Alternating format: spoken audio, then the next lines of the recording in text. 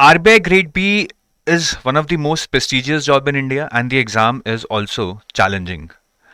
And what makes RBI Grade B challenging exam is that it is continuously evolving, which makes it kind of unpredictable. In that context, it becomes very important that we analyze the previous year papers. And when I talk about previous year papers, the latest one become even more important. When we analyze the recent papers that have been conducted, that gives us a lot of idea about two things: that what are the evolving trends which are continuing from the past 2 3 years, and what are the sudden changes that were made specifically in that year. सो मैं आपको दोनों चीजें बताऊंगा कि क्या changes हुए एकदम जो सडन हुए, या कौन से ट्रेंड्स हैं जो और उभर के आए हैं और इवॉल्व हुए हैं एंड पिछले 3 4 साल से कंटिन्यू कर रहे हैं. ट्रेंड्स पे तो हमें ध्यान देना ही है, बिकॉज ये तो है कि वी एक्सपेक्ट कि ये आगे भी चलते रहेंगे. Changes can be rolled back because they may be they were one time, और if they continue they will also become trends. तो ये पूरा वीडियो देखिएगा. मैं आपको फेज 1 फेज 2 के बारे में पूरा डिटेल में बताऊंगा कि क्या चेंजेस थे, क्या ट्रेंड्स थे इन terms of weightage of questions from different areas, in terms of type of questions, difficulty level of questions. पूरा डिटेल में डिस्कस करेंगे. And before I go ahead, I also want to tell you about this free course for RBI Grade B. Now, this free course is not about that we are giving you the entire reading material for free. Rather, this free course is to get you started. आपको शुरू करने में बहुत सारे challenges आते हैं. Eligibility, pattern के बारे में doubts होते हैं, और ये clear करने बहुत ज़रूरी हैं, because आप इन पे रिस्क नहीं ले सकते हैं. वैकेंसीज के बारे में कि वैकेंसीज कब कब आई हैं, कितनी आई हैं, ये सारी इन्फॉर्मेशन आपको इस फ्री कोर्स में मिलेगी. Previous year questions are more important to understand, because through previous year questions you understand के एग्जाम कैसा आ रहा है, किस टाइप के क्वेश्चंस आ रहे हैं, क्या इंपॉर्टेंट है, कितना डेप्थ में आ रहे हैं. It is very important to analyse, which you will get in this free course along with solutions.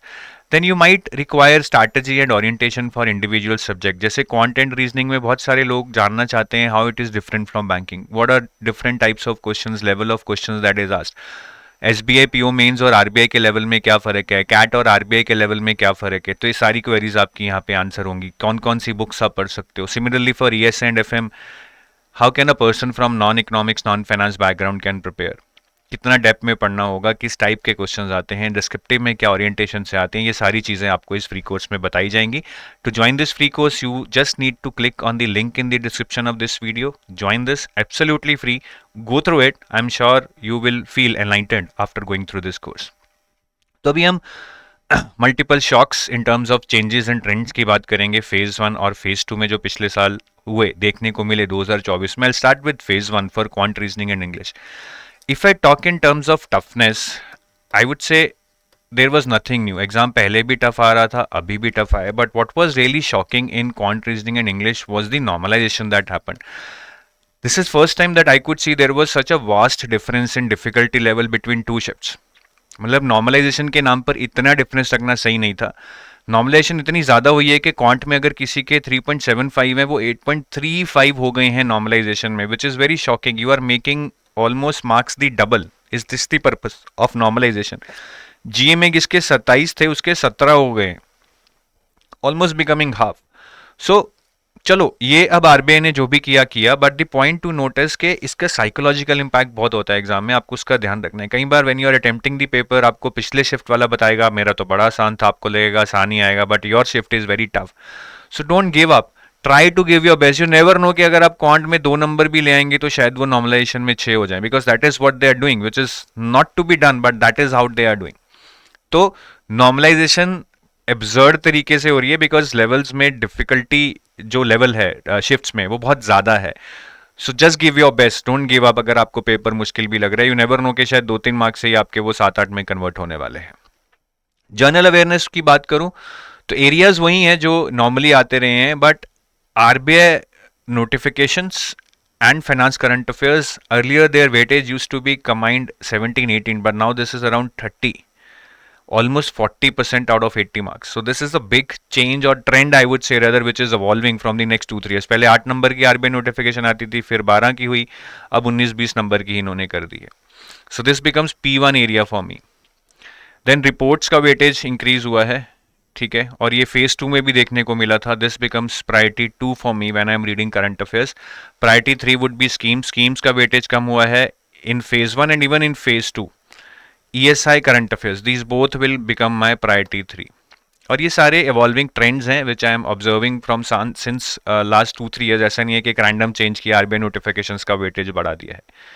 ठीक है, तो इस प्रायोरिटी से मुझे पढ़ना है. Then miscellaneous current affairs like sports awards, obituaries, important events and their themes, MOUs, agreements, उनका weightage कम हो रहा है. It was 30 then 25, last year it was 15 to 18.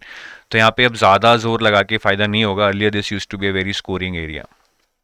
तो हमें RBI notifications, finance current affairs, reports, इन पे ज़्यादा पढ़ना है. फिर schemes and ESI current affairs. This should be the order of my priority. बाकी सोर्सेज में एज यूजुअल PIB और RBI वेबसाइट से काफ़ी क्वेश्चंस आए हैं. This is again an evolving trend. पहले भी ज़्यादा आते थे. This touched 40 last year which is huge. मतलब 2 सोर्सेज में से आपके 40 क्वेश्चंस आ रहे हैं. उसके बाद लाइव मिंट और हिंदू में से भी हेल्दी वेटेज आ रहा है. So this combined makes you solve 60 questions. बाकी see there would be questions from different sources. This is endless, but I would say you prioritize PIB, RBI website, live mint and Hindu, because not only for phase 1, these will be helpful for phase 2 also. बाकी indirect questions का weightage बढ़ रहा है. What do I mean by indirect questions in general awareness? देखिए, अब आपकी एक news थी, Abhinav Bindra awarded Olympic order for distinguished contribution to Olympic movement. अब इससे क्वेश्चन तो ये बनता था कि अभिनव बिंद्रा को कौन सा अवार्ड मिला है या distinguished contribution to Olympic movement का अवार्ड किसको मिला है. बट एग्जाम में क्वेश्चन आया था कि अभिनव बिंद्रा ने ये अपना गोल्ड मेडल किस ईयर में जीता. So normally we focus on the main news, but the question is not from the main news. It is an indirect question which was related to Abhinav Bindra, then which year he won the gold medal in Olympics. वो news के अंदर दिया हुआ था. So that is kind of related to this news. It was written in the news, but sometimes we don't read the kind of old part which is not current and we just focus on the main part, but they are asking you a lot of indirect questions. I'm just giving you one example. So this is again a trend which I am observing from last 2-3 years. हमें news को पूरा अच्छे से पढ़ना है, सिर्फ headline पढ़ के नहीं छोड़ना है. Now moving on to FM में काफ़ी चीज़ें थी जो इस बार कुछ अलग देखने को मिली. सबसे पहले मैनेजमेंट ऑब्जेक्टिव में there were RC based questions. We used to get paragraph-based questions, lengthy paragraph-based questions, but they were RC-based questions. And now, what do I mean by RC-based questions? ये भी एक paragraph या passage पे थे. What was shocking was that their answer could be found from the passage itself, in spite of no, अगर आपको कोई भी knowledge नहीं है.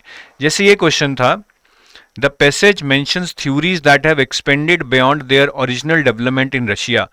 Which theory is being referred to? Now, if you read this, for example, Vygotsky theories initially developed in Russia emphasized that that learning is inherently social and dependent on cultural context. तो यहाँ से सीधा आप देख सकते हैं कि answer इसका Vygotsky थ्योरी है. सो इस तरह के RC बेस्ड क्वेश्चंस आए थे for which you require no prior knowledge and they were not related to your syllabus. मतलब culture is not part of your syllabus directly. तो काफी लोग इसको छोड़ के आ गए थे कि हमें नहीं आता है. But if they could have read the passage, maybe even in the end by managing your time, they could have answer these questions easily. तो इन RC बेस्ड क्वेश्चंस को ध्यान रखना, अगर एग्जाम में आते हैं छोड़ना नहीं है. डिस्क्रिप्टिव में there was nothing new, standard questions, but one trend I am observing is that 15 markers में 2 questions out of 3 are coming from management. Descriptive में 15 मार्कर 3 क्वेश्चंस आते हैं, इसमें से 2 क्वेश्चंस आपके मैनेजमेंट के आ रहे हैं, which is making it easier for you to attempt 15 markers. तो हो क्या रहा है, 2 लोग क्या कर रहे हैं, मैनेजमेंट में 15 मार्कर में 2 क्वेश्चंस मैनेजमेंट के कर रहे हैं, मतलब फाइनेंस का छोड़ रहे हैं. 10 मार्कर में जो 3 क्वेश्चंस आ रहे हैं उसमें से भी 1 मैनेजमेंट का आ रहा है, 2 फाइनेंस के आ रहे हैं. तो वो इनको छोड़ रहे हैं, इसको कर रहे हैं. मतलब 3 क्वेश्चंस तो वो मैनेजमेंट के ही अटेम्प्ट कर रहे हैं, सिर्फ 1 क्वेश्चन फाइनेंस का अटेम्प्ट कर रहे हैं. ठीक है, तो दैट एक्चुअली टेल्स यू के मैनेजमेंट का इंपॉर्टेंस बहुत है, बहुत है. और ये पिछले 2-3 साल से ये हो रहा है कि 15 मार्कर्स मैनेजमेंट से आ रहे हैं. तो डिस्क्रिप्टिव सेक्शन में अच्छा करने के लिए अगर मैनेजमेंट पे अच्छा होल्ड है, आई एम श्योर कि आप अच्छा कर पाएंगे, क्योंकि फाइनेंस के questions many a times they are not direct, थोड़े इनडायरेक्ट होते हैं, which is not easy to start and write well. बाकी फाइनेंस की बात करें तो फाइनेंस का जो स्टैटिक पार्ट था उसमें कुछ ऐसा चेंज नहीं था, मतलब न्यूमेरिकल बहुत साल से नहीं आ रहे हैं और बहुत जेनरिक क्वेश्चंस थे। जो बेसिक या कोर फाइनेंस है, अकाउंटिंग या इन्फ्लेशन डेरिवेटिव्स, उनसे ज़्यादा क्वेश्चन नहीं पूछे गए ऑब्जेक्टिव में। करंट में बहुत शॉकिंग था कि आरबीआई नोटिफिकेशंस की वेटेज कम थी, सेबी नोटिफिकेशन से बहुत क्वेश्चन पूछे गए। ठीक है, हालांकि हम ये कवर करते हैं अपने फाइनेंस करंट अफेयर्स में, बट हम ज़्यादा बच्चे को आरबीआई नोटिफिकेशंस ही रिकमेंड करते हैं। बट एज दे नो कि बच्चा ये पढ़ रहा है तो अभी सेबी नोटिफिकेशंस डाल दो। तो 13 नंबर के करंट अफेयर्स आए थे, या जिसमें से 10 नंबर की सेबी नोटिफिकेशंस पूछी गई थी। डिस्क्रिप्टिव की बात करें तो यहाँ पे एक अगेन शॉकिंग चीज़ देखने को मिली कि अर्लियर डिस्क्रिप्टिव में टेक्निकल चैप्टर्स जैसे कि डेरिवेटिव्स हो गए, ठीक है, ऑप्शंस हो गई, इनसे क्वेश्चन नहीं आया डिस्क्रिप्टिव में। लेकिन इस बार क्वेश्चन पूछा, ये क्वेश्चन देखिए आपने, what are derivatives, discuss different types, the key market participants and their significance in the financial markets. तो हम काफ़ी बार सोचते हैं कि बॉन्ड से, डेरिवेटिव से, इनसे क्वेश्चन नहीं आएंगे डिस्क्रिप्टिव में, बट अब आ भी रहे हैं। जो करंट अफेयर बेस्ड क्वेश्चंस हैं, ठीक है, वो थोड़े से और टेक्निकल हो रहे हैं या टफ आ रहे हैं, they are not easy now. ये 2 क्वेश्चंस आए थे और ये दोनों एडिटोरियल बेस्ड क्वेश्चन थे, एडिटोरियल से उठा के डाले गए थे। What is the difference between value investing and growth investing, ठीक है। और एक और क्वेश्चन आया था, वो भी एडिटोरियल से आया था, विच टेल्स अस के फाइनेंस के जो क्वेश्चंस हैं करंट अफेयर बेस्ड वो आसान नहीं होंगे। You need good amount of knowledge for that, और वो नॉलेज आपको एडिटोरियल्स के थ्रू ही गेन करनी पड़ेगी। It's not bookish that you can read some book and attempt those questions. ये किसी बुक में नहीं मिलेगा, जैसे growth and value investing. ESI की बात करें तो ईएसआई में स्टैटिक पोर्शन ऑब्जेक्टिव में 0 नंबर का है, और ये भी ट्रेंड सा बन रहा है। पहले फिर भी 5 से 10 नंबर का आ जाता था, अभी शायद पिछले साल 2 नंबर का आया था, इस साल 0 number. So that actually tells you that where you need to put your more effort, not in the static, rather in the current affairs. और जो करंट अफेयर्स की बात करें अगर हम, स्कीम्स का वेटेज पहले बहुत ज़्यादा होता था, इस बार रिपोर्ट्स का वेटेज ज़्यादा है। रिपोर्ट्स 33 मार्क्स की आई थी, स्कीम सिर्फ 8 to 10 मार्क्स की। अर्लियर उल्टा होता था, रिपोर्ट्स 8 से 10 मार्क्स की आती थी, स्कीम्स 30+ मार्क्स की आती थी। बट ये भी एक इवॉल्विंग ट्रेंड है, पिछले 2 साल से चेंज हो रही हैं चीज़ें। रिपोर्ट्स की वेटेज बढ़ रही है, स्कीम्स की कम हो रही है। फिर भी मैं बोलूंगा कि स्कीम्स को कम इंपॉर्टेंस मत दीजिएगा, because it can roll back any time. You never know कि इस साल स्कीम्स का वेटेज फिर 30+ हो जाए और रिपोर्ट्स का कम हो जाए। बट दोनों को ही अच्छे से करना पड़ेगा, अब दोनों हमारे लिए इंपॉर्टेंट हो जाएंगे। और अगर आप ड्यूरेशन देखें तो स्कीम्स और जो ईएसआई करंट अफेयर्स थे, they were within the 6 months of current affairs preceding phase 2। Reports में 17 क्वेश्चन आए थे, almost every question was of 2 marks। 13 question तो was from the prescribed range of 6 months preceding the examination, but 4 question it was from 1 report which was old report. वो कुछ around 10 to 11 months old report थी। तो क्या अब हमें 1 साल तक की रिपोर्ट्स पढ़नी चाहिए? I would say yes, in reports you can do that, because earlier also I have seen के रिपोर्ट्स 9-10 मंथ से पुरानी भी पूछ लेते हैं अगर कोई इंपॉर्टेंट रिपोर्ट है। But then again prioritize, first read the 6 to 8 months of reports preceding your examination date and then try to go beyond that, क्योंकि यहाँ पे भी जो ज़्यादा क्वेश्चन आए हैं 13 क्वेश्चन, ये 6 months के पीरियड से ही आए हैं। और अगर मैं ईएसआई में स्टैटिक की बात करूं, there were no surprises. Current में ये क्वेश्चंस आए थे आपके, दिस इज अगेन एक्सपेक्टेड, हर साल यही हो रहा है। हम हमेशा कहते हैं इकोनॉमिक सर्वे, यूनियन बजट अच्छे से पढ़ के जाओ। एक क्वेश्चन आपका इकोनॉमिक सर्वे से आया था, नेशनल कॉरिडोर पे, digital India initiative, union budget में भी था और आपका करेंसी एंड फाइनेंस रिपोर्ट में भी था। ठीक है, ये जो आरबीआई की रिपोर्ट होती है। तो ये मैं बार बार बोलता हूँ कि ये रिपोर्ट्स आपको पढ़ के जानी है। 8 जो मैंने दी है, economic survey, union budget, world development report, economic outlook, financial stability, currency and finance report, RBI annual report, trends and progress in banking industry, and other reports which are related to your phase 2 syllabus, unemployment, environment, gender inequality, health, social issue, migration, urbanization. तो जो ये वाली report है, India employment report, this is related to my point 9, because India employment report is a report which is related to your syllabus. Employment is part of your syllabus.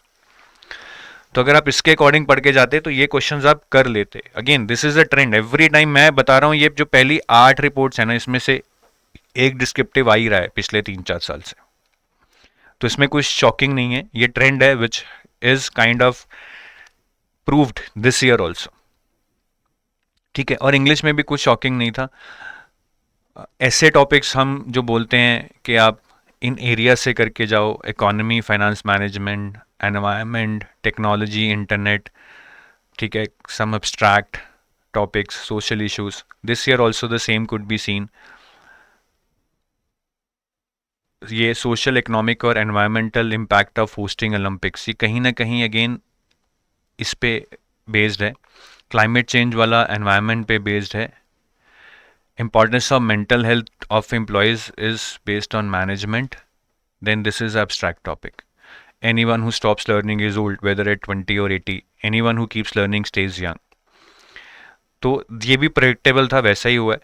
तो कुछ चीज़ें और हमें प्रूव करती हैं कि what is a trend over the years is remaining the same, but there are some things which have changed suddenly this year only.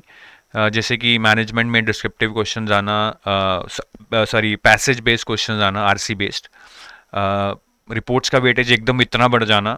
सो ऐसी कुछ चीज़ें हैं जो काइंड ऑफ शॉकिंग भी थी, बट बाकी सारी चीज़ें मैं बोलूँगा कि there're trends that are now making our analysis more and more vindicated over a period of time. तो आप इन चीज़ों को अच्छे से समझिएगा, because when you understand this कि किस तरह का पेपर आ रहा है, क्या चेंजेस या ट्रेंड्स इवॉल्व हो रहे हैं, you will be able to prepare better, sharp जिसको बोलते हैं, कि टू द पॉइंट प्रिपरेशन करोगे, वो चीज़ पढ़ोगे जो एग्जाम के लिए मैटर करती है। बाकी if you want to enroll into our courses, we have these courses for RBI Grade B. We have a gold course, which is a complete course for phase 1 plus 2 plus interview. We have a silver course, which is mainly for phase 2 plus interview. ठीक है, यहाँ पे आपको phase 1 नहीं मिलेगा, but phase 1 के current affairs जो जीए section है वो आपको यहाँ पे भी मिल जाएगा।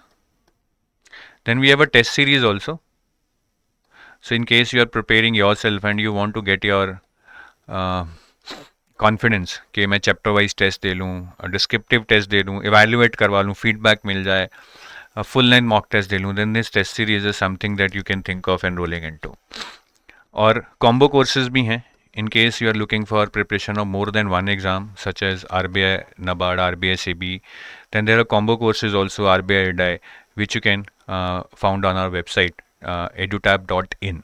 ठीक है, so I take your leave. Thank you. Have a nice day. Bye bye.